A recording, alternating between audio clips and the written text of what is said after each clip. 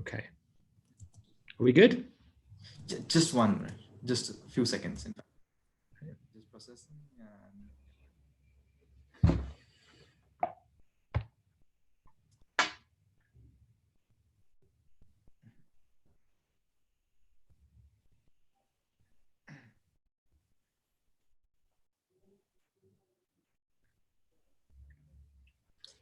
We're good to start. Just one. Hey guys, good afternoon and a warm welcome to the webinar. My name is Sankalp and I'll be the moderator for this session. Today's session is going to be on introduction to product management. And to cover the same, we have Jeremy Cody from the Duke faculty with us.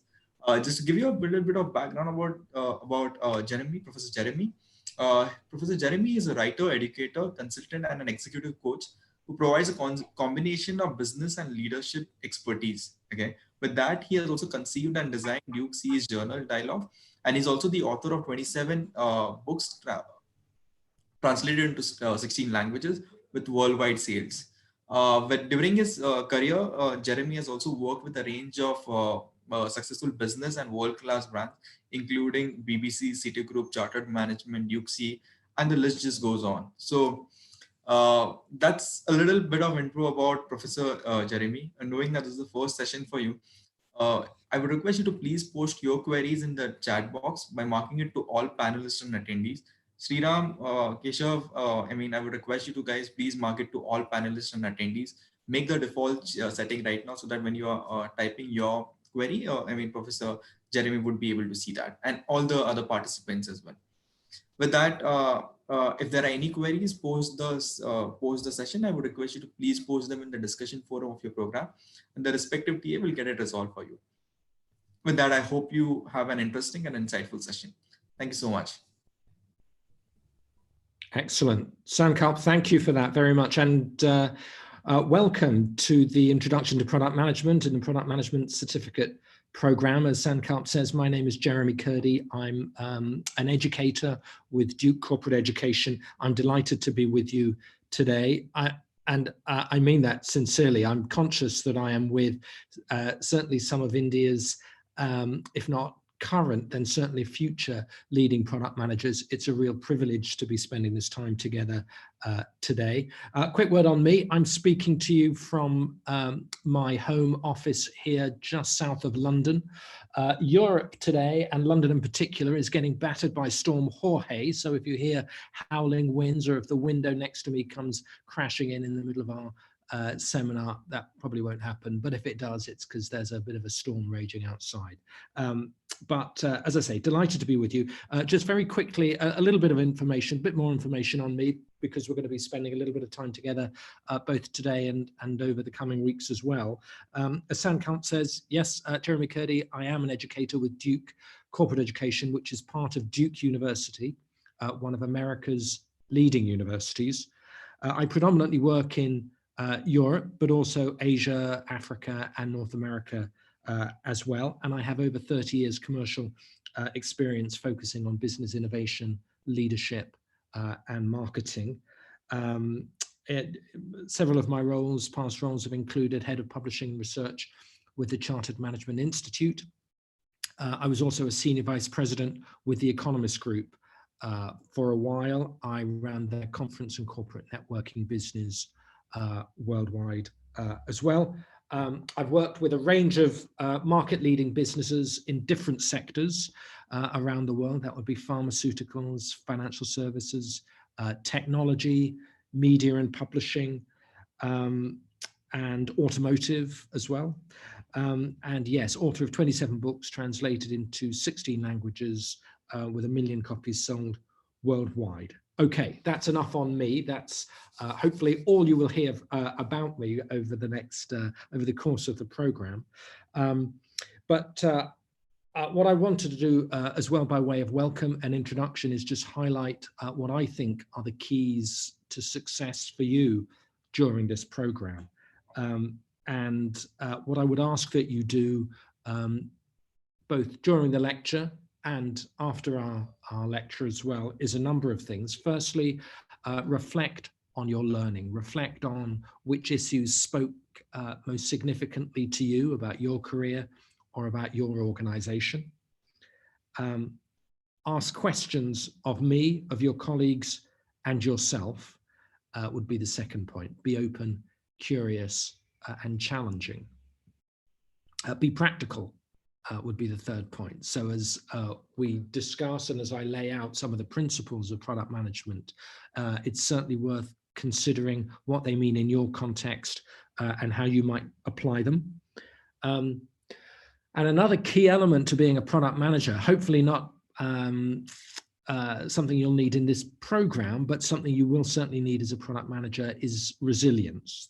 The understanding that temporary setbacks are inevitable. They're inevitable, an inevitable part of product management, and they'll need to be overcome. Actually, that's a lesson for life, not just product management. Three more points to mention. Be a leader. By that I mean, know when to step forward and lead, ask a question, or set direction, but also know when to follow as well. Followership is an important part of leadership, and that's particularly the case when it comes to product management. Get stuff done is the other element I've written down here as a key to success. Get stuff done, this point about execution and productivity is just really important. There's a lot to do when it comes to product management, and important to cover that. And of course, master the essentials of product management as well. Okay, let us begin. If I can move the slide presentation on. Yeah, so that's a little bit more about me, my background, my experience in tech, media, consumer, FMCG, fast-moving consumer goods, and academia as well. Some of the organizations I've worked with there, The Economist, FT, Duke, of course. And that logo in the bottom right, Dialogue, that's a magazine that I helped create. I've included that because that's a message I want to give you guys as well, which is please, let's make these sessions as interactive as we can. I'm going to pause every 10 or 15 minutes, look at the chat room, look in the chat room, and if there are any questions or comments there, I'd be delighted to take those. So happy to take questions today as well. Okay, let's look at the agenda for today, what we're going to cover. Introduction to product management, which we're covering at the moment. That'll be about 5 minutes. And then we'll look at what we mean by product management and, crucially, the concept of value creation, which is really significant. I'm just going to take a look, by the way, at some of these questions coming in the chat box here, make sure everybody is doing okay.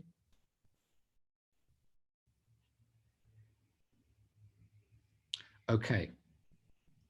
Apologies from, I think, Sheepa. Could I please repeat number 6? I guess that was the principles of product management. And that was to get stuff done, to be productive as a product manager. There's a huge range of work that needs to be completed. So it isn't just about execution, or execution actually means productivity as well, Sheepa. That's what I meant by that point. Okay. Back to the agenda. So yes, reputation development, around 10 minutes. A look at product management trends, 3 significant trends which are shaping the future for product management we'll focus on today as well. What that means for product management teams in your role, either leading a product management team or contributing to one. The principles of product management, there are 7 of them. And I want to take you through those as well. And a very quick look at the end at, product management roles, if time allows. And there will be Q&A throughout. Okay, that's today's agenda. Let's look at some of the questions we're going to answer today. If I just share those with you now. Which sectors have product management? That's an interesting question. Why do we care about value? How is value created? What is reputation and why should we care? How is reputation developed in the market? How is reputation developed inside the company, crucially? Where are key product management trends today? What are the critical team needs in product management? What principles guide the most successful teams?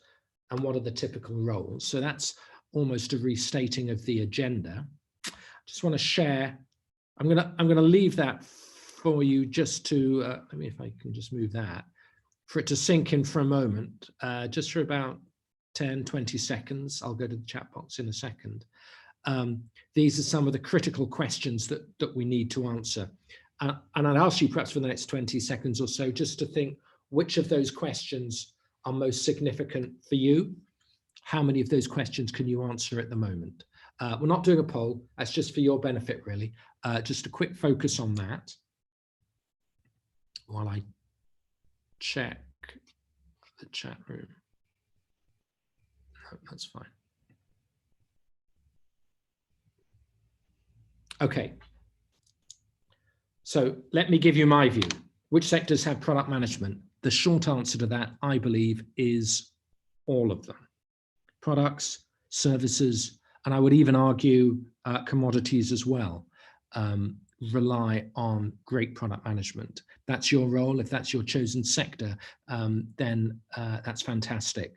Generally, because of the nature of product management, I'd also actually argue also because of if you're Indian or if you're working in India, that is one of the most exciting places in the world, actually, to be a product manager, given how your economy is growing and how sectors and how the future's looking at the moment as well. So which sectors have product management? All of them. Why do we care about value? Well, that's an interesting question. Several reasons. Firstly, when you create value, you do that by serving and meeting customer needs. And in a free market economy, that is a win-win for the customer and a win-win and a win for the business as well. So that's the way the economy works, and that's why we care about value. It creates business, creates value for the business and wealth. It creates value for customers. I would argue increasingly, actually, that product management. So Jeremy, just 1 minute. Sorry to interrupt you. I guess you've stopped sharing the screen. The PPT is not up. Yeah, no worries. Can we share that? Thank you. Apologies. Let me sort that out. Why is that?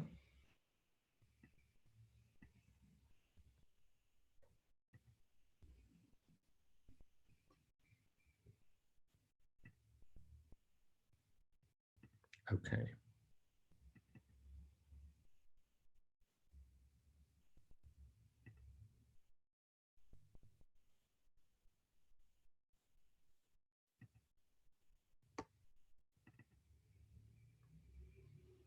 Sankalp, how are we looking?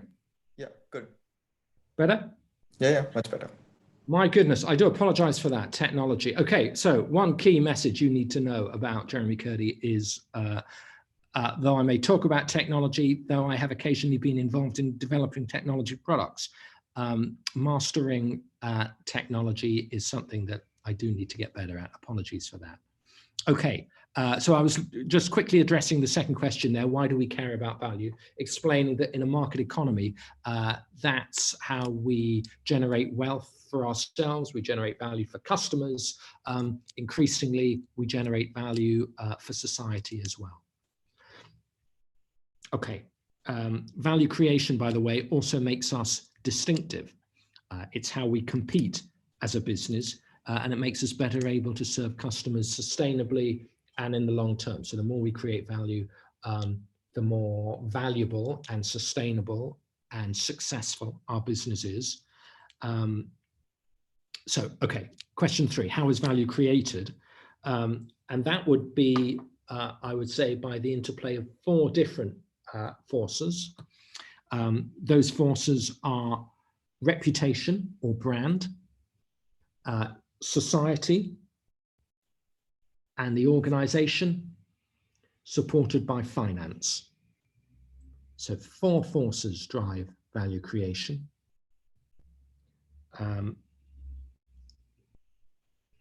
reputation or brand, organization, society, and finance. I'll explain those more in a moment. We'll have a deeper look at value creation, which is a crucial issue. What is reputation and why should we care? Reputation, to my way of thinking, is the brand. And actually the brand or the reputation of the business is everything that happens within the organization. It's about how you talk to each other. It's about how you plan your business. It's about the culture of the organization. It's also crucially, of course, about how you connect with customers, how you care about them, how close you are to them. But if you are a dysfunctional, unpleasant organization, customers can smell it. Customers know that, that becomes your reputation. If you are a creative, supportive, customer-focused organization, you may make mistakes, but you look to correct them. Then customers smell that too. So that is reputation. And why should we care? Well, because reputation drives product management with a, simply put, with a distinctive, appealing, strong reputation. You do better and you're more successful. And with a weak or unappealing reputation, you don't. That's what I mean by reputation. That's why we should care. How is reputation developed in the market? Well, as I said before, it's actually, it's one of those interesting things where you just do it. If you are the best organization, the best team member, the best leader with a disposition to do the right things, crucially the right things for your customers, then that's how you develop a reputation. If you do it cynically or transactionally, or if you think it's a paint job and a logo and that's all it's about, that's nowhere near good enough.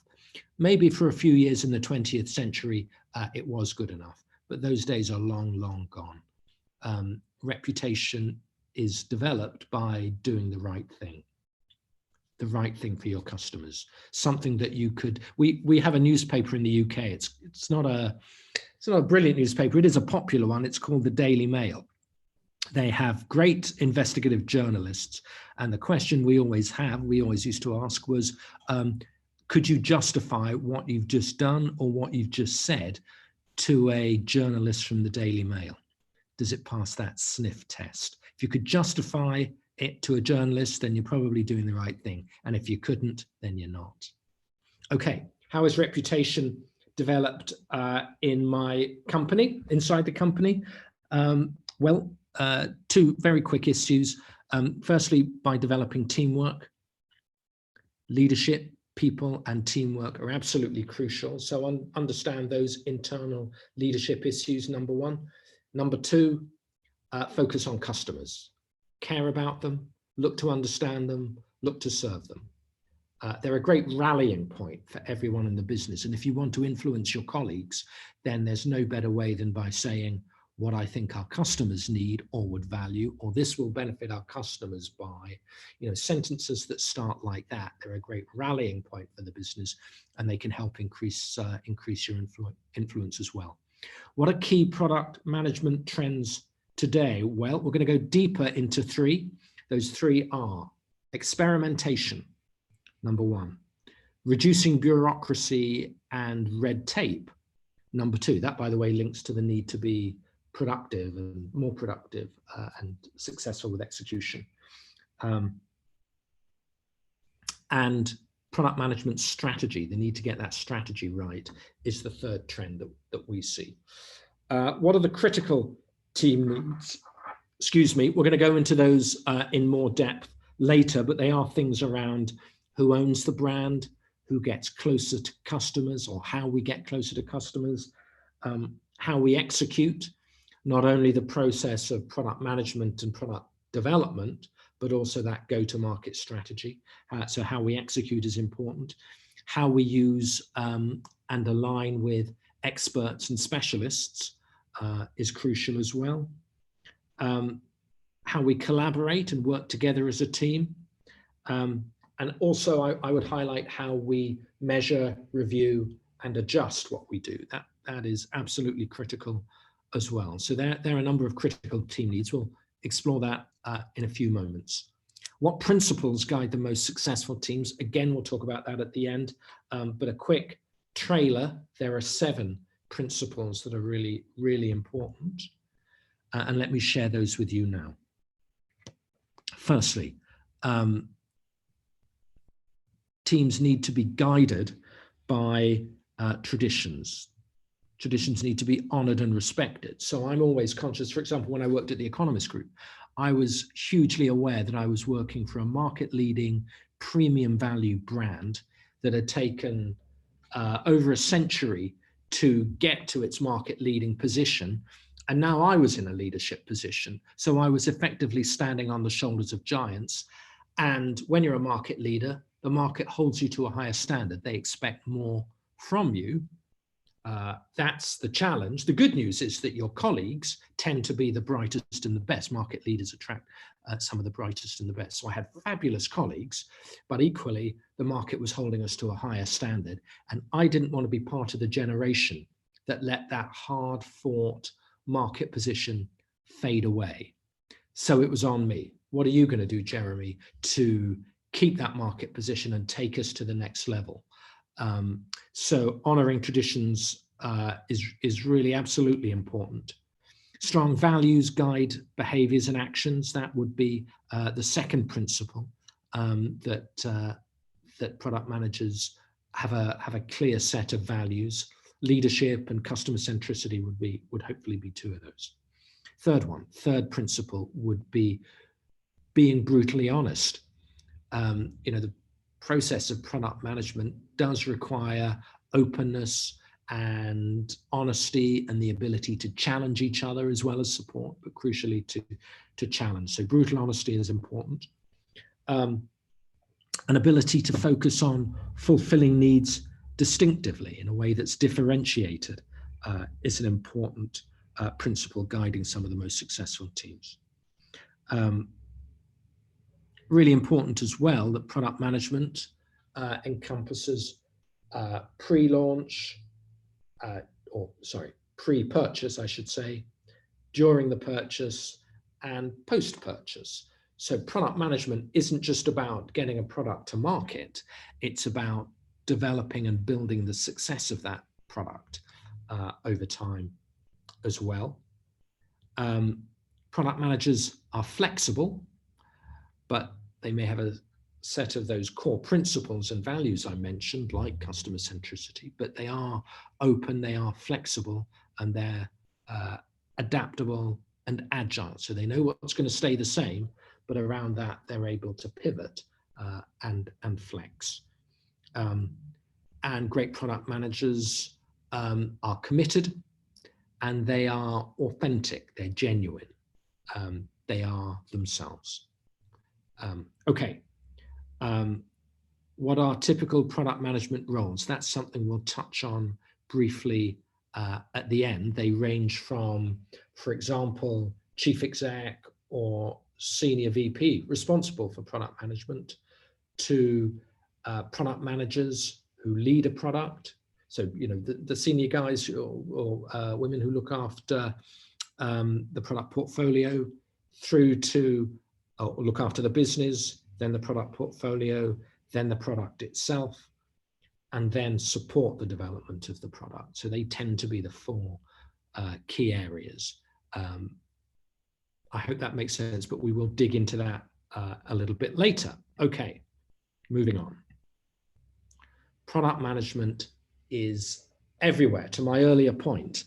And I think I'm going to yes, I'd like to pause after this slide. So if you have any questions, be thinking about them now. Please post them to the chat box in the next 30, 40 seconds, something like that. And I'll take a look in a moment. I did just want to highlight the point, though, that product management is everywhere. It is absolutely crucial. It's particularly everywhere, as I mentioned before, in the Indian economy. Just to very quickly take a look at this. Software and apps first. It's a huge growth area. I was amazed, actually really impressed to discover that software contributed nearly 8%, 7.9% of India's GDP, gross domestic product, or national wealth, comes from software and apps. Software added over 1 million jobs to the Indian economy in 2018. It added over 100,000 jobs in I think the first 9 months of 2019, and it's also fueling the growth of startups in India. So software and apps is clearly crucial as a sector in itself. I have to say it's also critical, software and applications and technology generally, as an enabler for all of those other sectors as well. Aircraft, well, product management in the aviation industry and aircraft industry is critical. I mean, for example, we're seeing the arrival of long-haul double-decker planes, the arrival of cleaner, more environmentally friendly planes is changing the nature of the aircraft industry as well. On a cautionary note, it is worth as well learning the lessons of Boeing's troubles sadly experienced over the last couple of years with their product, the 737 MAX, and some of the challenges that product has had for that company. That does highlight the really critical role of product management following the tragedies that happened there. Okay, high-tech manufacturing. That's a sector that's crucial and the future, I believe, for India's economy. And again, I've noted that the plan that India's government has for the economy is to increase high-tech manufacturing as a share of the economy from 16% currently to 25% of GDP by 2025. So that sounded like a significant challenge, but one that should be possible. Currently, India contributes less than 3% of the global output of high-tech manufacturing, which, given India's size and capability, seems low. There is an opportunity for more high-tech manufacturing, I believe, in India. The next one is hospitality, travel and tourism, and crucially, you can see how businesses such as Expedia, Travelzoo, Airbnb are reshaping that sector. I won't go into all of them. Consumer electronics, affected by demography, automobiles as well, toys as well. They're all affected by, well, by two things: more people, so demographic change, but those people moving up, or more people moving up into a burgeoning middle class, a fast growing middle class with more disposable wealth as well. So that's significant. Medical devices, pharmaceuticals, again, driven by advances in medical science, as well as those trends in demography. And beer, packaged foods, again, highlighting the impact perhaps of well, in that case, I would say fashion and social trends, which affect, of course, packaged goods, fast-moving consumer goods. Last area, favorite area of mine, of course, is sports. Even sports has product managers. The IPL, for example, would be a great example, the Indian Premier League, of a product focusing on 8 teams, 2 months, 2020. All of that has reshaped and is continuing to reshape cricket worldwide. So we've recently in the UK, I think last summer, launched our version of the IPL. Not as exciting, but highlights the kind of connectedness, perhaps, of product management, particularly in sectors like sports, which are global sectors. Most of these sectors, I have to say, in fact, all of them, as I look at them, are global. Okay, I said I would pause there and see if we have questions in the Q&A. Let me take a quick look first from Katika Saxena. How to work as a product manager in a consulting firm, but also feel autonomous as a product manager, and how welcomed are PMs from consulting firms to product firms to get into a fully approved PM role? Okay, that's an interesting question. What I would suggest there is a need to have what this program is going to give you actually, which is a broad understanding of product management. And consulting firms are great actually at sharing expertise, at sharing the essentials, and then crucially this point about application. So we've taken the theory, we've taken the ideas and the concepts, how are we going to apply them?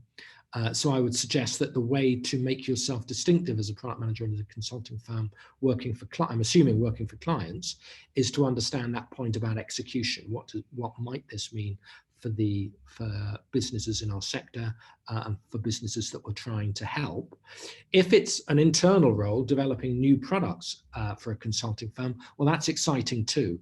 But it would require, answering that question would require a little bit of context, a little bit of understanding the nature of that consulting firm. What makes your consultancy different? What are the traditions that need to be honored there? And then building out from that. What do you do well? What have you done well in the past? And build on that. How welcomed are PMs from consulting firms into PM roles? Really welcome. I think that's a great route into a product management role, is from consultancy. Okay, I hope that helps. If the organization is not product-based, how does product management play a role? Well, okay, so that's a kind of version of the first question as well. Let's be clear what we mean. Product management includes service industries as well. So maybe we should call it product and service management. Problem with using the word service is it has different connotations as well.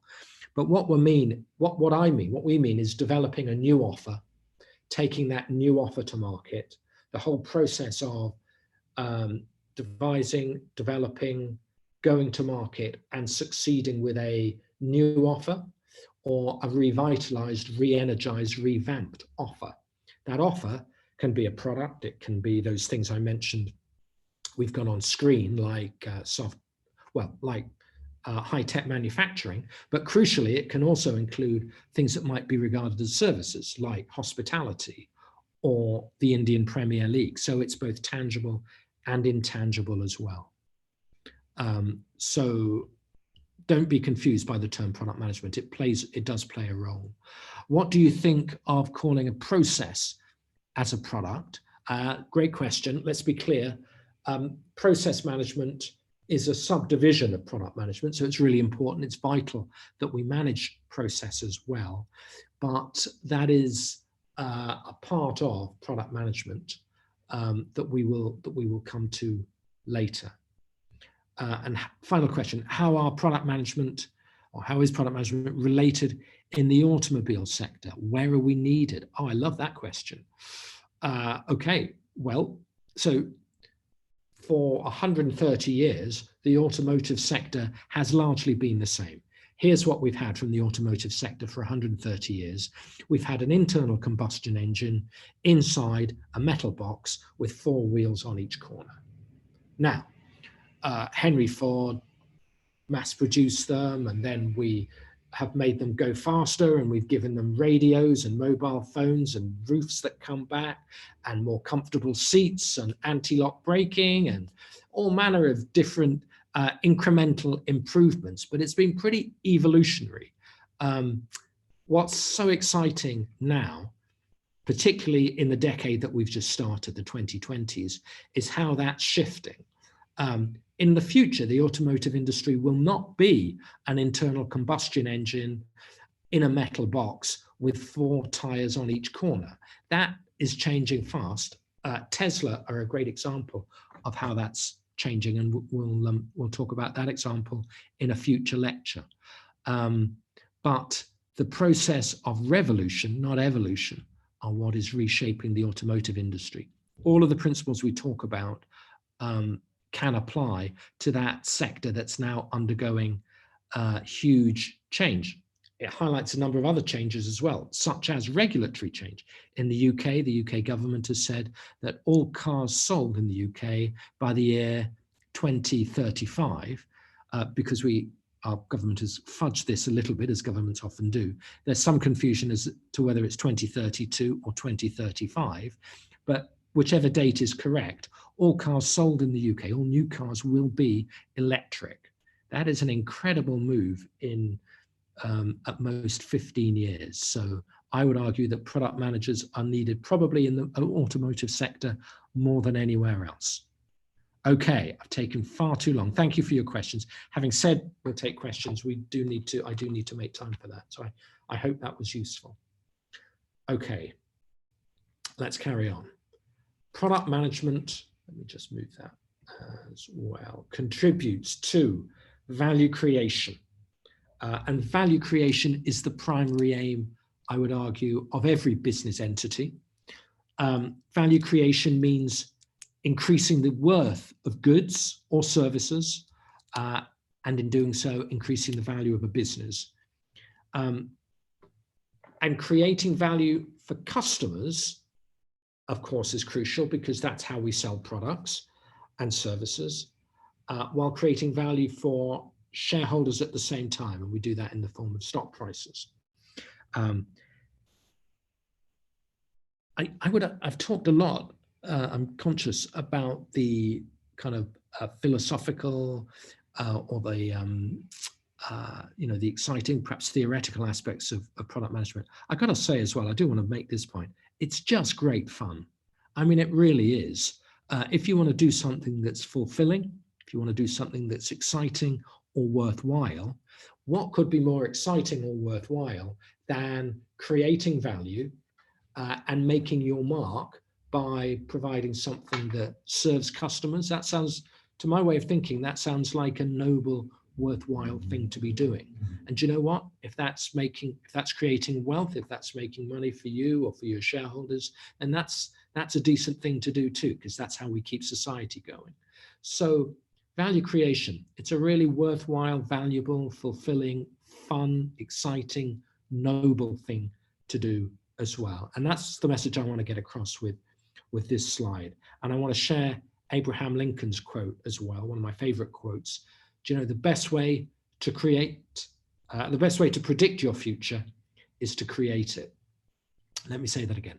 The best way to predict the future is to create it. And that's what product management enables us to do. A few quick points about product management. Experiment and take risks. Remember that service matters as much as the product. That's that S word coming up again. Even, by the way, when you have a tangible product like a car, for example, there's a whole kind of value creating area of service, how you support that car, how you support your customers with that car, that creates value as well. So service matters as much as the product. And then the third point I'd mention is remember the young. Perhaps a strange comment to make. Why do I say that? Well, young people are curious, they're challenging, they're unconstrained by what's gone before. All of those attributes are really valuable when it comes to succeeding as a product manager and doing something great. Okay, I hope that makes sense. Let me move on. So in one survey, now this is a fascinating point that I wanted to share with you. In one brand finance survey, more than half of the enterprise assets worldwide, so that's around, well, at the time the survey was done, 70 trillion worth of assets globally, around 35 trillion of those were intangible assets. So that's things like intellectual property or brand reputation, or data, for example. So that really, that's a really important point to share. And it perhaps goes back to that excellent question we had earlier about, are we talking about tangible products? And the answer is no, we're not. I mean, as I talk to you today, I'm kind of waving around in my hand. You probably can't see it. It's an Apple Pencil. This is a tangible product. I use it with my iPad the whole time. But it also represents actually much more than that to me. It helps fix in my mind my opinion of Apple, my receptiveness to anything else Apple might want to offer me. that's an intangible thing. So the pencil is tangible. My view of the pencil and Apple and their company is intangible. That's their brand, and that has a value as well. $35 trillion worth globally, not just that one company, but of the firms surveyed. So that's pretty significant. Let's not forget the importance of service and intangible assets. Okay, so how do we create value then? How do we look to serve customers by creating value? I mentioned earlier it happens in 4 key domains. Reputation is the first one, and I touched on that earlier. Reputation, let's just repeat that. That is the entire organization as seen and experienced by your stakeholders. So reputation or trust or brand, whatever you want to call it, is the entire organization as seen and experienced by your stakeholders. It's not a logo, it's not a paint job. It can't be faked. It has to be authentic. It has to be sincere, now more than ever. If it isn't, you'll hear about it. You'll hear about it face to face. You'll see it in your sales figures. You may even hear about it on social media these days. Can't fake it. Reputation is absolutely critical for creating value, firstly. Secondly, organizationally, this is about people internally feeling deeply connected to a larger cause, something bigger than themselves, and it's beyond simply making things. Yeah. So that the organization creates value, and I'm going to repeat it. It's about the people internally. That's why it links. You can see on the diagram there, it connects, overlaps with trust, because it's about people internally feeling deeply connected to a larger cause. Societal. Let me take that one next. That's about 2 things. That's about the context in which the firm operates. I would argue that there are a few more exciting and interesting contexts at the moment than India. Taking a medium-term view on that, I understand there may be short-term challenges, but if India was a company, I would invest for sure. I would buy stock. So the context in which the firm operates and the trends are really important. And firstly, and secondly, on the societal aspect, how the firm engages with the communities that it serves. So nowadays, firms need to do more than push product. They need to understand their customers, and they need to even do more than understand their customers. They need to connect with their customers. And that means, for example, doing things in the community. So if you get members of the IPL going into the local community, perhaps going to hospitals, bringing some of the excitement about what they do as professional cricketers to people that may not experience that normally, that is just a great way to build that connection, build that, what would you call it, that power in society or that drive in society that creates value, that sort of propels your product forward. And financial, well, not too much to say about that. It is crucial. It's indispensable. You cannot create value without finance. That is absolutely true. It's the lifeblood of the business and can't be overlooked. So we need to highlight that. There's no shades of gray with finance. It is a measure of the success. It is a driver of that success as well. Okay. We are now, with Sankalp's help, going to have the first of our polls. Sankalp, are you there? Can you help us run the poll, please? Thank you. Okay, so we're going to take around 30 seconds for a quiz, essentially. Which of the following value creation areas is correctly defined? And I'd like you to respond, please, in the next 30 seconds. So organizational, this is about people internally feeling deeply connected to a larger cause beyond making things. Societal arises from how individuals and organizations deliver on the promises they make. Reputational, this is reflected by how the organization is engaged with the communities it serves, or none of these. Which of the following value creation areas is correctly defined?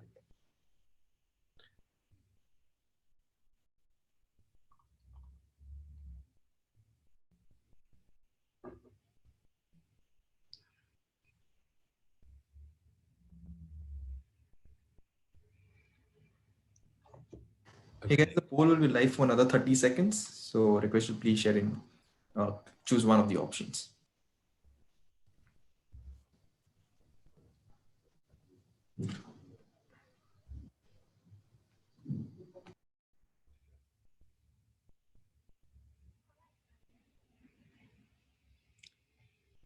After this, we'll take a look at Q&A. Poonam? Okay. Sankalp, how are we doing? We're doing good. We've just received 67% response. We'll just wait for another 20 seconds and then we'll. Okay, sounds good. Really important question. Really important to understand which of those areas is correctly defined. Poonam and Rohit, I would request you to please sign out and log in back again. And I think so you should be able to see it.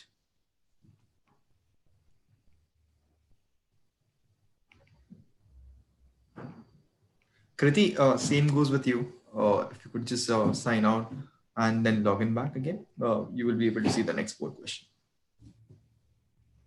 Thank you. Share the results with you, Professor Jeremy. Oh my goodness. Okay, let's have a look. Which of these is followed correctly defined?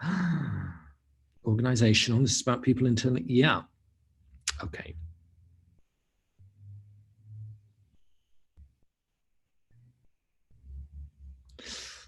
Okay, I'm really interested to see those responses. Let me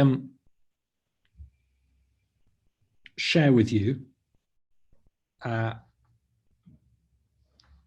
why I can understand why 13 people, 29%, would go for reputational. This is reflected in how the organization is engaged with the communities it serves, because that was a point I mentioned just before we went into the poll.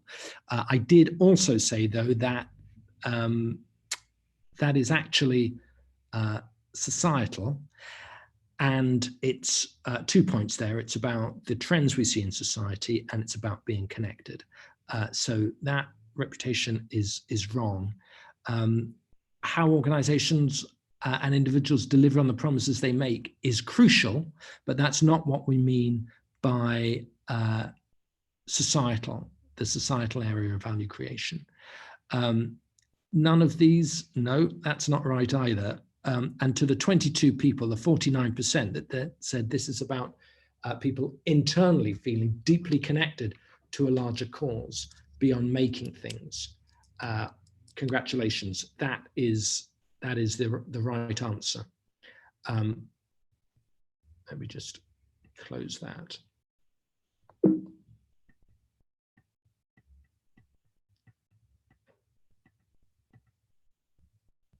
Yeah.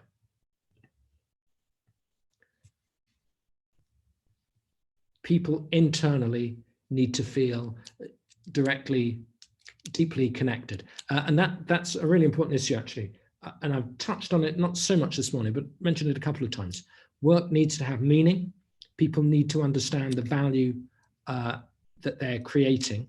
That actually is an important part of being a leader and somebody that leads product management. Excuse me. So that issue of connection, and you got to love it. You got to want it. You got to enjoy it. You got to love it. And you've got to have, work has to have meaning. The great example of that is the janitor. You probably heard this story, the janitor working at NASA, sweeping the floor. I think the vice president, or this is when they're in the 1960s, when they're getting ready for the Apollo moon landings. And the president or the vice president went to visit NASA and said to the janitor, "Wow, you're doing a great job. Well done. What is your work here?" And the janitor said, "I'm putting a man on the moon." He was, by the way, one of 400,000 people working in NASA at the time, and all 400,000 felt that they were putting a man on the moon. How fantastic is that? deeply connected to a larger cause beyond making things. They were doing something, all of them, even the janitor. That is how we drive value creation. Okay. None of those. Let's move on. I want to take a few more questions. I want to just check Q&A first. So some of these we've already answered. Okay, so we talked about product management in the automotive sector, really exciting. If you're not working there already and you're looking for an interesting sector, I would recommend that for sure. Are product and solution interchangeable terms? What a great question. I would say they're both imperfect terms. Yeah, sometimes they can be interchangeable. In some sectors, in the consulting sector, I suspect they may be, but not generally. I think in some parts of the world, solution is seen as being a little bit of jargon, and I think not every product is a solution. So there are some great products, but they're not necessarily a solution, if that makes sense. But sometimes they can be. So sometimes is the answer, but be careful. It is a good point you mentioned, actually, a wider point, which is terminology really matters in this sector.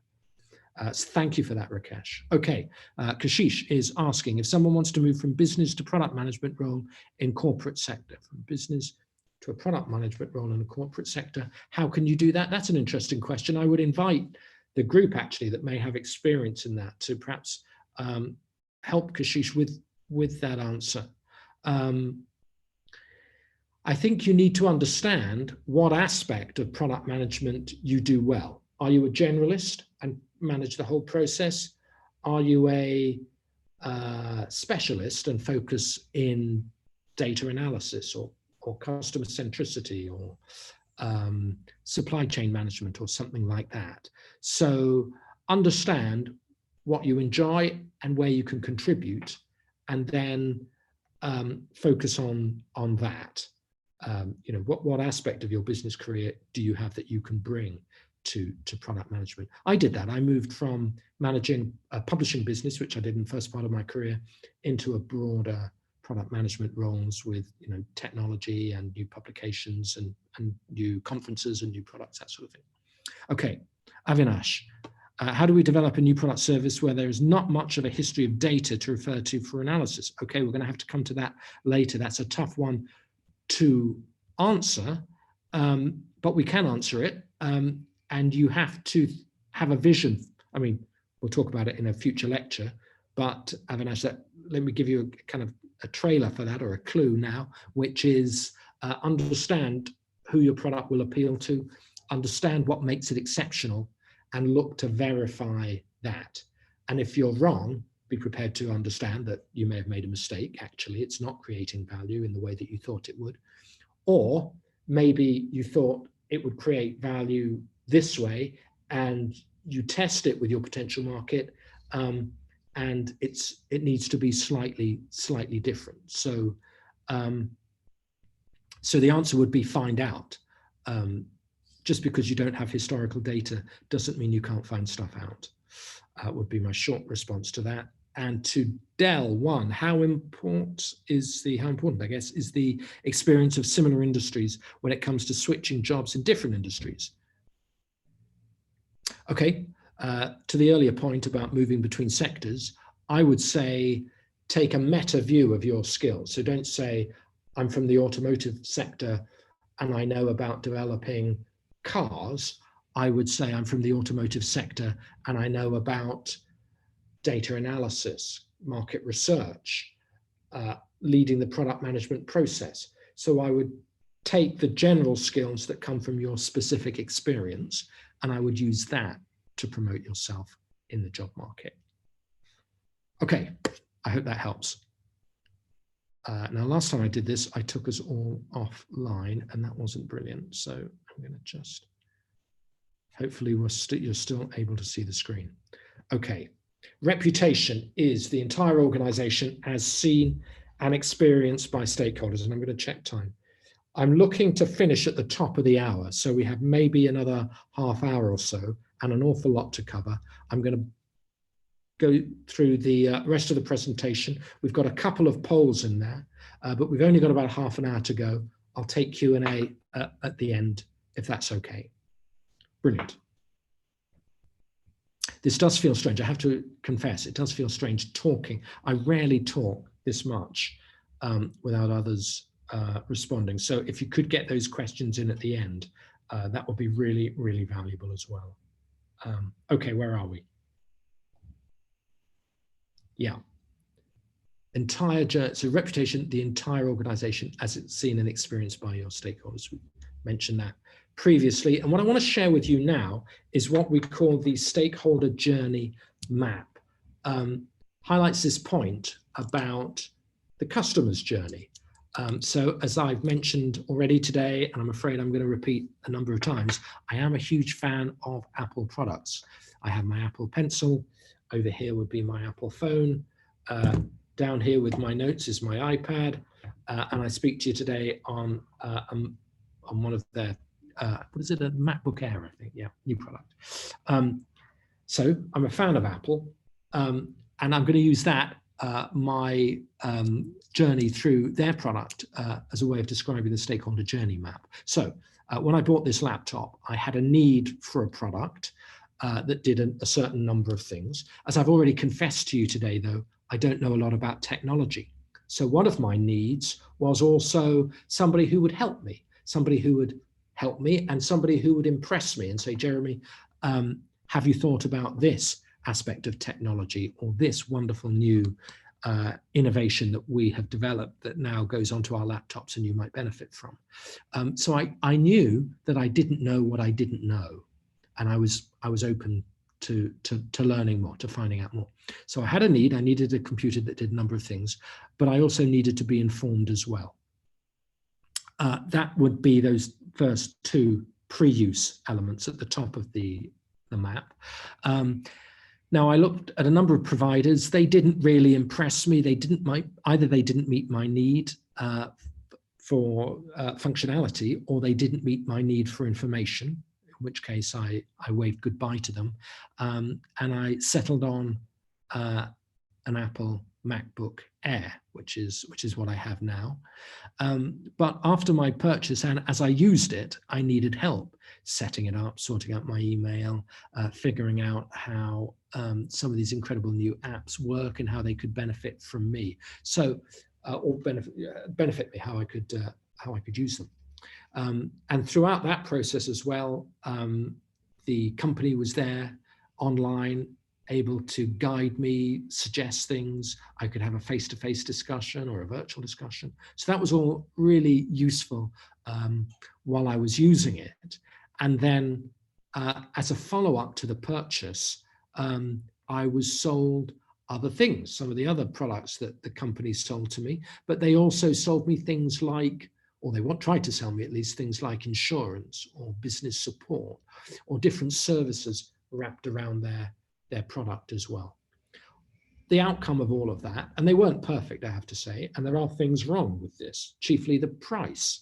Now they deliver huge value, this particular provider of a laptop computer, but I still think it's a pretty eye-watering price. So not thrilled with that, but pretty pleased with everything else. And overall, my experience has been positive. And that is feedback that I've shared with them. Can you see the journey that I've taken, how that looks from my perspective, and how that values the journey that Apple need to see and need to understand that their customers take as well? And crucially, in that last element, it's the point about measuring, evaluating, and adjusting. Okay. That is the stakeholder journey map. We now, I just want to share with you the 7 internal areas of product management. So what are the activities, if you like, that great product managers do. To some of those questions earlier, some of those people that were asking, okay, how can I take my experience and move into a different sector? I would encourage you to look at these areas and think, okay, which of these 7 elements am I good at? Do I enjoy? And do I want to develop further? Or is it actually all of them? And what we're going to do in this course, not necessarily today's lecture, but the course as a whole, is help you develop your expertise in all 7 areas. Okay. All of these activities happen within the domain of reputation, as you can see around the outside there, because, as we've said several times today, reputation is the entirety of everything that happens in the organization. That combines to make your reputation, your firm's reputation. Okay, so let's look at each of these in turn. Business or brand strategy. These people, this activity is responsible for setting the strategic direction and leading the planning effort for the brand or the business unit, including authorizing the business or the brand plan. For each of these areas, I've also got several questions that you might want to consider as well. So for this area of business brand strategy, is your business plan up to date? Is the plan SMART, by which I mean specific, measurable, achievable, realistic or relevant? Is it time constrained? So how practical and how smart is your plan? How well is the plan being executed? And one crucial point when it comes to business and brand strategy here, I firmly believe that a mediocre plan, well executed, is better than a genius, incredibly fantastic plan that isn't executed at all or has no buy-in or gains no traction. Better to be ordinary and to execute than to be theoretical or even hugely intelligent, but not execute. Execution is everything. Okay, next point, category management. Within category management, people that focus on this area are responsible for all brands and offerings within their product category. The questions here are, does your product portfolio as a whole make sense to your customers? And there's a risk that you may cannibalize your products or confuse your customers. So my question is, how well integrated, kind of step by step, is your product portfolio? So if I may, the car industry is a great example of this, where good car companies will have 1 or 2 models at most at each level. So they'll have, a model or 2 for families, 1 or 2 great sports cars, 1 or 2 SUVs maybe. So they have different categories, clarity around what those categories are. They may even create new categories. That's genius if you can do it. Some sectors can. It's easier to do in some areas than others. But are you covering the range when it comes to category management? Okay, product management. That's us. Okay, so product management means, responsible for developing products, product lines, developing product quality, but also specifications and product roadmaps. That's both internally for the development, externally perhaps for customers. So that is the role of product management. As we've said before several times, but worth repeating, means collaborating within and across the entire organization to understand market needs and then to translate those into solutions and products, both of them, solutions and products that the market wants. Yeah. So that's the role, that's our role. If this was a 3-dimensional chart, I would actually like product management to kind of sit above all of the other elements, because it really pulls up from all the other elements. So my questions are, how effectively are you doing that? How effectively are you developing new products? How effectively are you developing product enhancements and better specifications for products? Are you developing whole new product lines? Is there an opportunity to do that? And what are you doing about product quality and product service? It is so tempting in organizations generally, I've seen it many, many times, to think, do you know what, we've got our product, we've got our service, we've got it all set, job done, let's go to the beach, let's watch some money come in, or let's develop a new product. Actually, it's dynamic. People's expectations of that product service or that product specification improve, or they change, or they shift constantly. So just because product quality and product service was great in 2010 does not mean that it's great in 2020, because crucially, customer expectations will have changed in the last 10 years. So what they found amazing in 2010, they may not find amazing in 2020. So how effectively are you developing your thinking there? This point about execution, how well are you executing product management and that product roadmap in particular? Okay. Creative management, that's about turning the business goals and ideas into designs that help bring new products to life. My question there would be, how effectively are you turning business ideas and goals into exciting creative designs? The companies that do that better than anyone else, probably in history actually. Two examples, sorry to repeat the name Apple, but they do turn designs into great products. They're known for their design, highlight the importance of great user-centered design. But also other companies like Ferrari would be a good example. I mean, an obvious example perhaps, but what both of those companies have done is managed to connect emotionally with their customers, their current and potential customers, so that there's something about an Apple product or a Ferrari product that goes beyond the tangible thing itself. And that's about prestige or reputation or excitement or enjoyment or fulfillment. It's an emotional need. The way you reach those emotional needs is through great design. I mean, there are other ways as well, and you've got to understand them, but great design helps with that. Marketing communications. So one of the stakeholder facing areas is responsible for communicating, but also for strategy and for execution. So here's my question, here's my challenge to you as a product manager. How effectively are you communicating your key messages, your win themes, the things that will bring you that business? How effectively is that being communicated? The ideas that will win you the business. Are you meeting customers, current and potential? And where are they? Are you speaking to them in a language and with a media that resonates with them?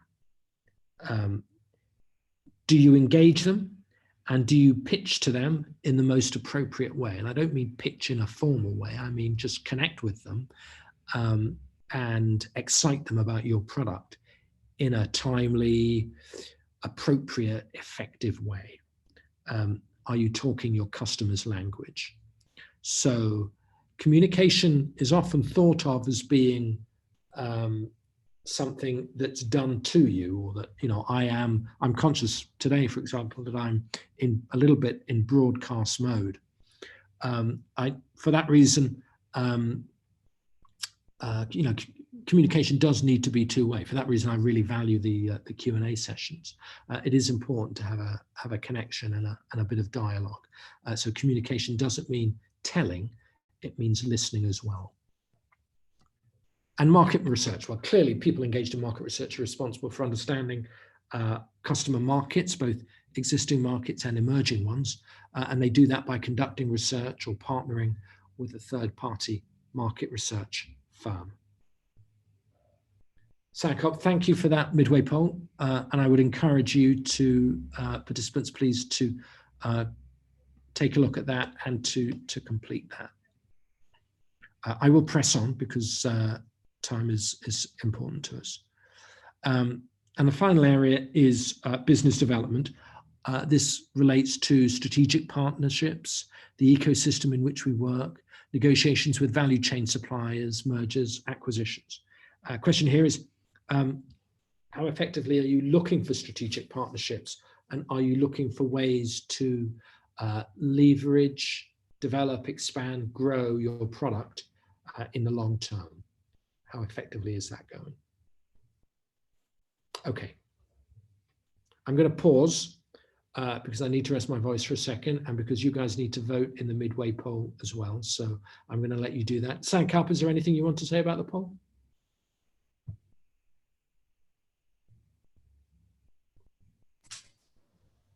And by the way, guys, hello.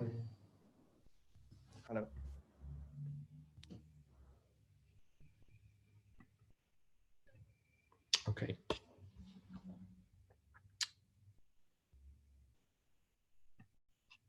Good.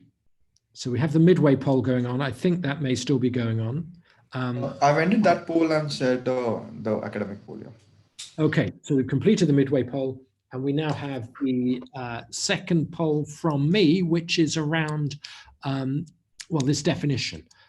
Product management collaborates within and across the entire organization to understand market needs and then translate those market needs into solutions and products that the market wants. Is that statement true or is it false?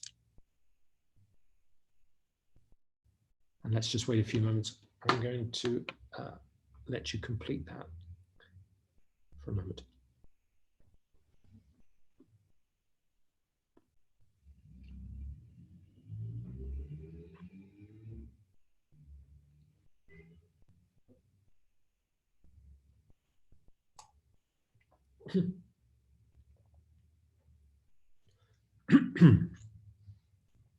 Okay. Sankap, how are we doing? Doing good. Received 73% response. Just another 30 seconds and we should be sharing the results.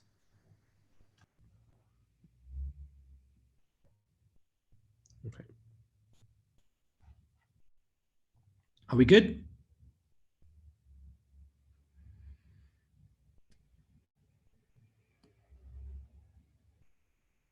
That's pretty darned encouraging, isn't it? Pretty darned encouraging. Good. True, or is it false? You see the results, right? Yeah, good.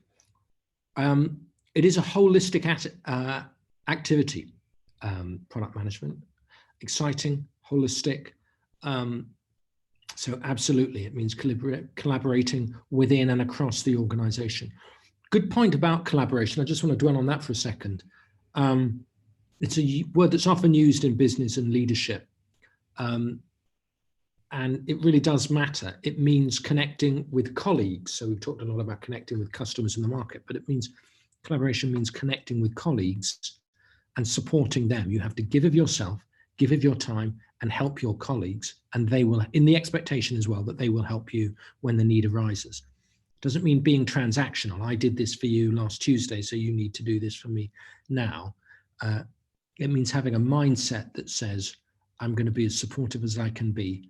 And I expect you, please, to be supportive. And if you take that, adopt that mindset, that's what we mean. And that really is part of the secret sauce for product management. It's actually essential for great product management. Okay. What are the trends? 3 of them. Touched on them earlier. Experimentation is the first. Reducing bureaucracy and red tape, and the strategic role of product management. Let's take each of these in turn. Experimentation is increasingly vital to product management success. Hang on, let me go back there.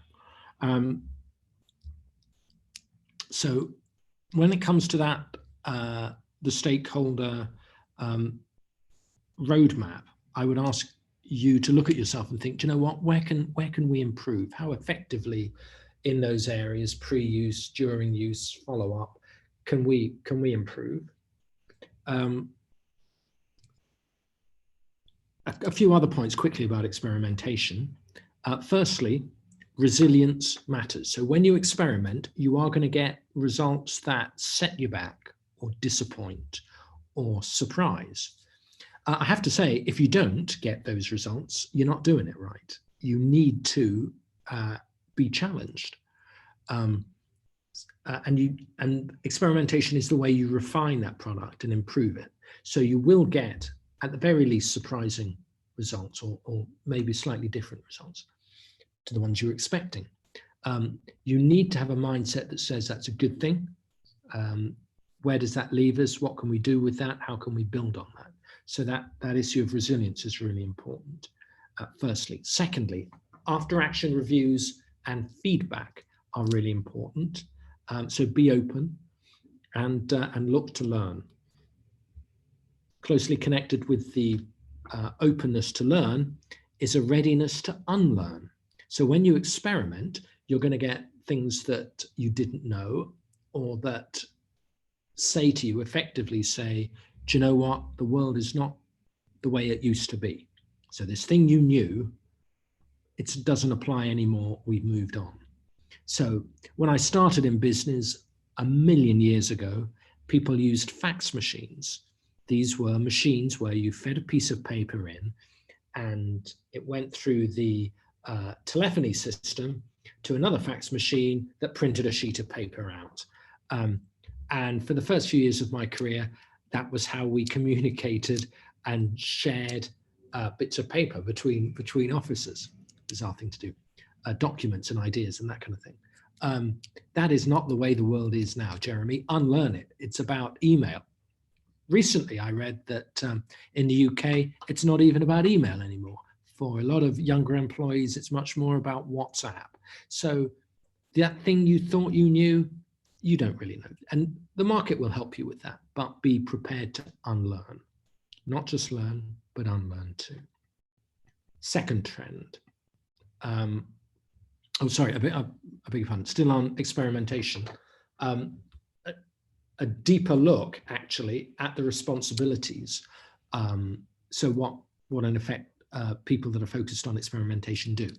89% set the roadmap. 69% are involved in customer interviews. Managing the development team, 42%. Prototyping and A/B testing are in 39 and 36% respectively. I would argue that maybe more time on prototyping and A/B testing, more time on managing the development team, but experimentation, that's what we're seeing there.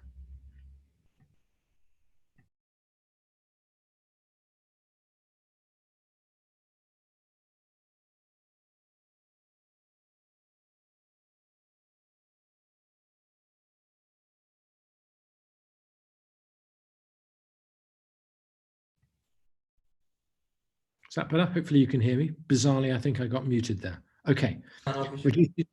Is that okay? Can you hear me? I'm hoping the answer is yes. What do we have going on? Okay.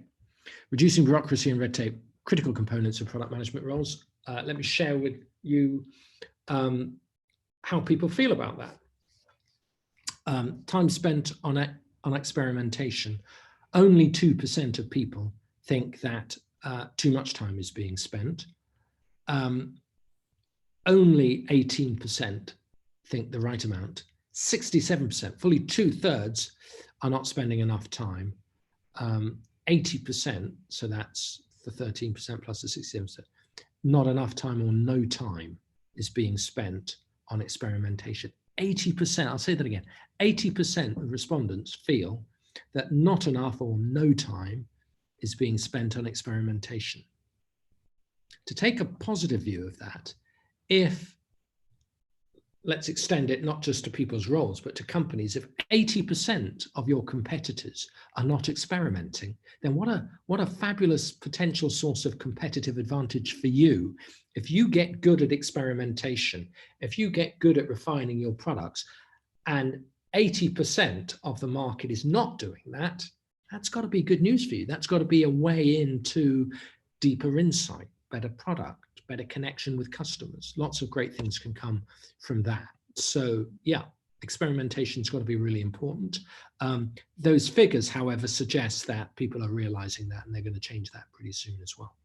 Time spent on user interviews, again, 81% not enough time. That's really a kind of closely connected with experimentation, I think. So if not enough time is being spent there, and of course the reason for that is clear, and it's at the top of this slide, it's about bureaucracy and red tape. That is the reason we need to get rid of bureaucracy and red tape, so we can spend more time on experimentation and user interviews. Okay. Product management is a strategic activity as well. Oh, sorry, before we get into that, I want to just come back to a few general points about reducing bureaucracy and red tape. Firstly, if you're going to reduce bureaucracy and red tape, use technology. That's a great way to do that. That technology facilitates a reduction in bureaucracy. Link the focus of your organization with jobs to be done. Rita McGrath, an excellent writer, does a lot of work with Duke Corporate Education, but she talks about focusing on jobs to be done. What are they? Because if you focus on that and use particularly jobs to be done for customers, then that will prioritize your work, and bureaucracy can be reduced as a result of that. Think of what you will do with more time is a great motivator. And also, crucially, ask if every activity is creating value, or which of these activities are creating value. Prioritize them, get rid of the ones that are creating least value. I coached somebody once. His challenge was every month completing 119 key performance indicators. He had no time to do his job because he was reporting on his job the whole time. We managed to get that down to 7. He became much more proactive, and it turned out that 112 KPIs weren't needed or weren't adding sufficient value. It was about choices. Okay. Daily activities when it comes to the strategic role of product management. That's team and stakeholder meetings, 95%. Focusing, developing, communicating strategy, 80%. Analytics, 58%. And user research, 34%.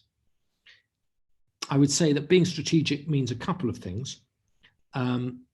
Firstly, balancing short-term execution, which we've talked about today, with the need for longer-term delivery.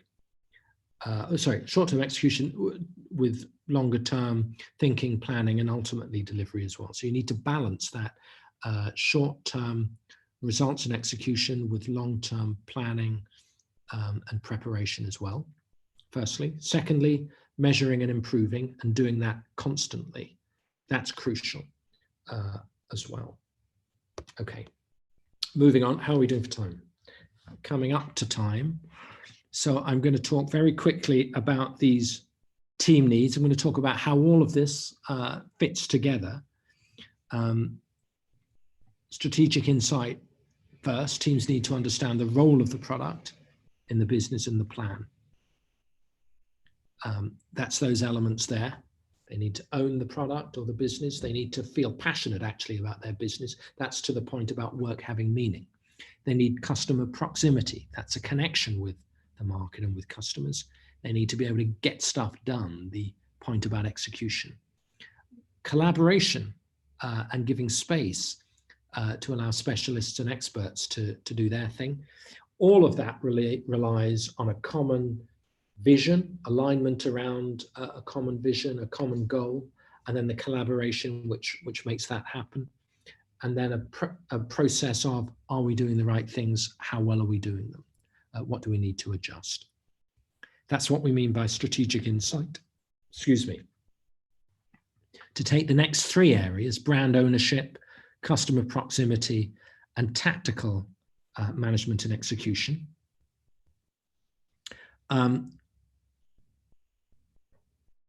My question would be, how well does your organization succeed in each of these areas?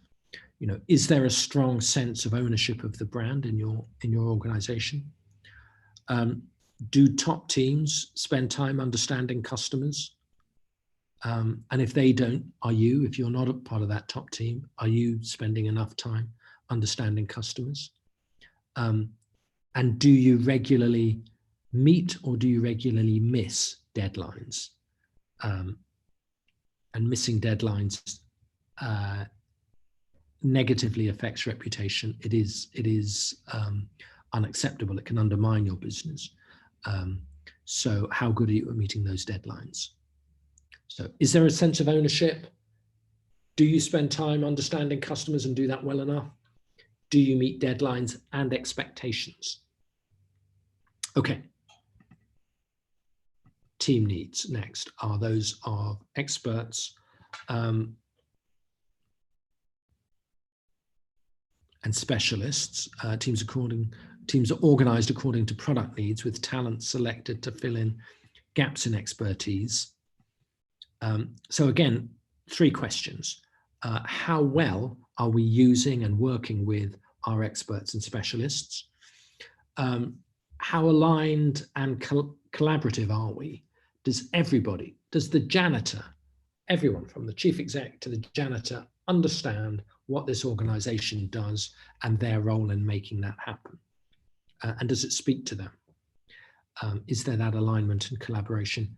And are we reflecting, reviewing, and adjusting what we do?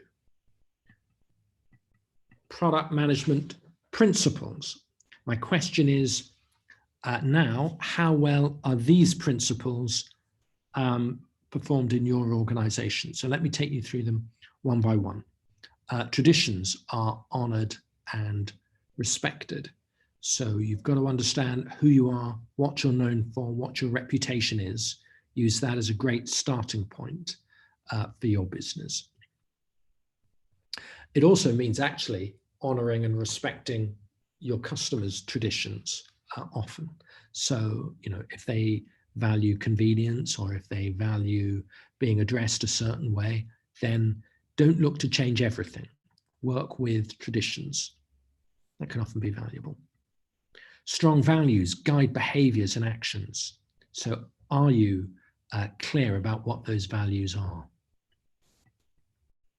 Team members are brutally honest about their capabilities. They're open and they have that ability to give each other direct feedback. I have to say the British are very bad at point 3. We are not brutally honest to each other.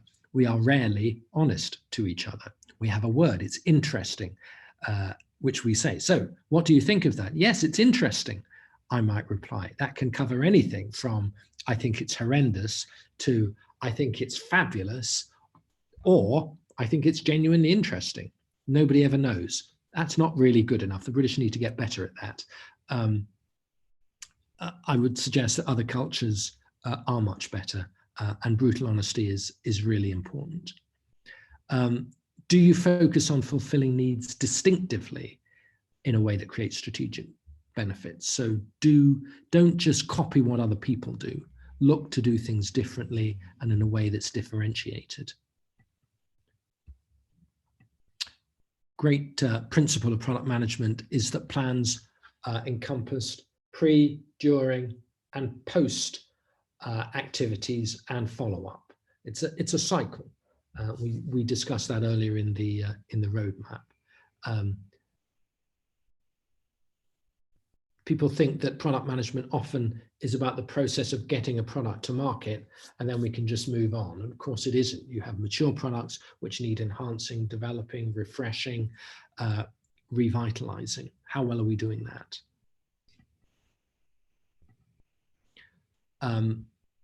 Product managers are flexible, but their core principles are never compromised. So my principles are to lead when needed. That means follow others when that's also needed. It means understand that the customer pretty much trumps everything, and that's just a great rallying point for the business.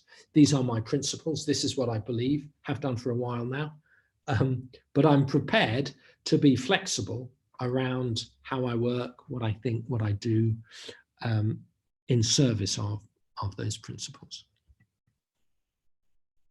And then great product managers have a palpable, a real, genuine, powerful commitment to authenticity and excellence. If you're not sure, say you're not sure. If you need to find out, then do that. Be open, be authentic, and look to do a good job. Look to do a good job. Okay, poll number 3. Which factors determine product management success? Understanding business trends, team dynamics and collaboration, adhering to principles, all of the above. Okay. We're going to give you, how long are we going to give folk? We'll give you perhaps 30 seconds, something like that.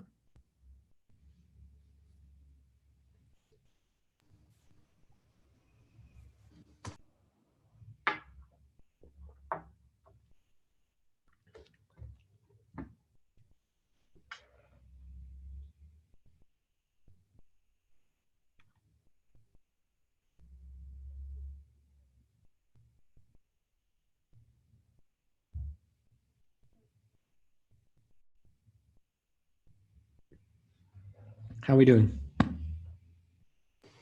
Good, 84% response. In next 5 seconds, the poll ends. Okay.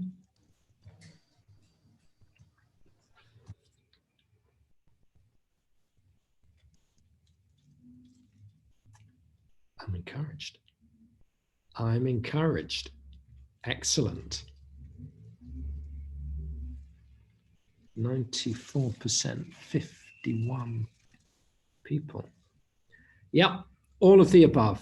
You've got to understand business trends and the context in which you operate, and understand that product management is dynamic and changing, but presenting new opportunities and new challenges as well.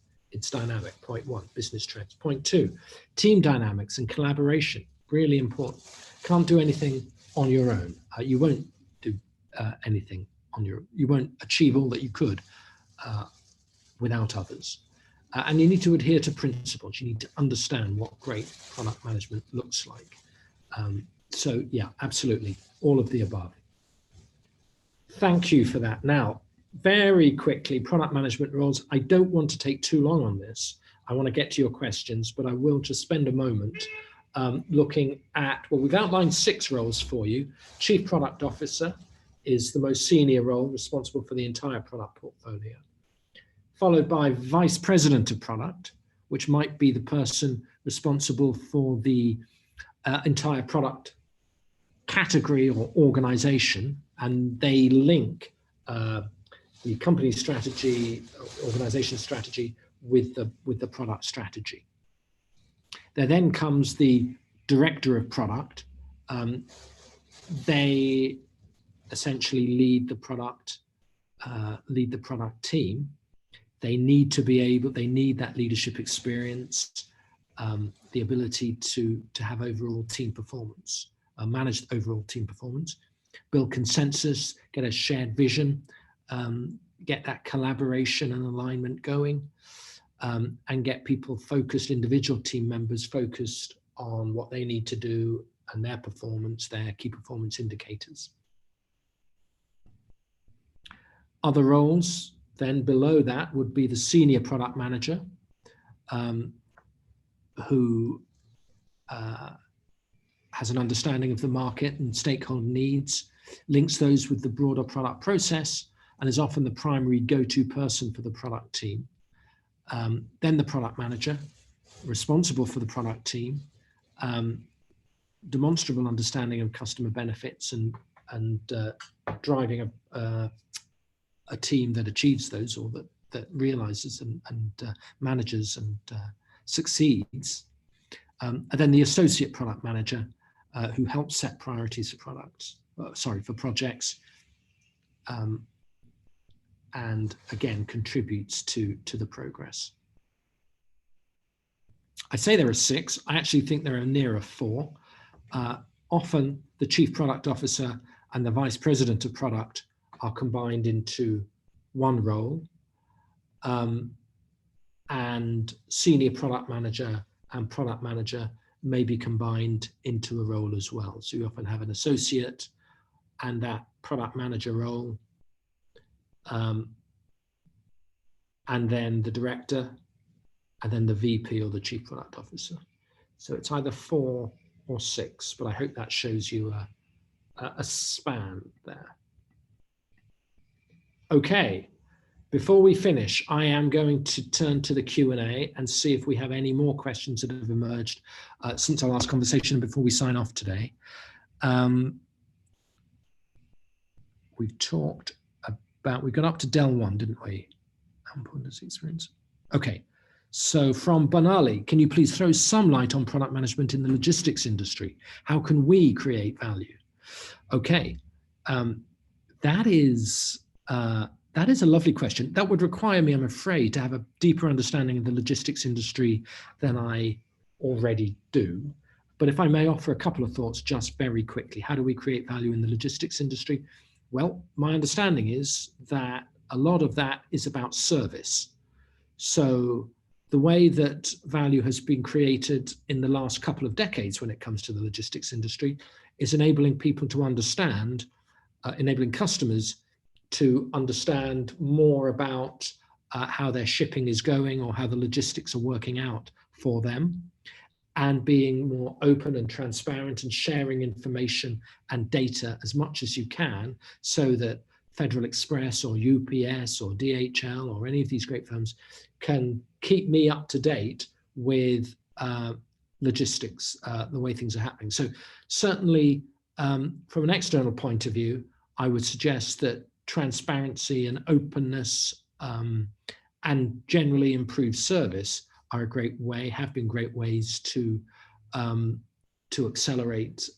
I do wonder if there's enough choice in the logistics industry. If I want something delivered, I have a choice of prices or timing, but I don't necessarily have a choice of modality. I may not want something to come to me by air freight because I might be worried about the environment. I might be happier for it to come by ship. So, but I haven't really specified that. So I would ask, what do your customers want? Are you actually meeting all of their needs, or do you just think you are? That goes for any industry, but perhaps that's something for logistics, but certainly look around service industry. I hope that helps, Manali. Aranesh, what will be a key thought of a product manager if he, or perhaps she, is to decide on which market area they should enter as an organizational expansion strategy? Okay, well, we're going to come on to that in a future lecture, but it would be around customer needs and what needs are being underserved in that market area that you're looking to expand into. If it's a highly competitive sector, then what value are you adding? What is going to make your offer so different and differentiated and distinctive and compelling that you're going to go into this highly competitive sector? If it's not highly competitive, then don't take that for granted. You still need to understand, why has it been avoided? Why has it been left alone? And crucially, and this is the key question, are there customers in that sector that are being unserved or underserved or poorly served? And what can you do about that? So it would be around the competitiveness, the busyness, and the needs in that sector that would be on my mind before I decided whether to expand into a sector.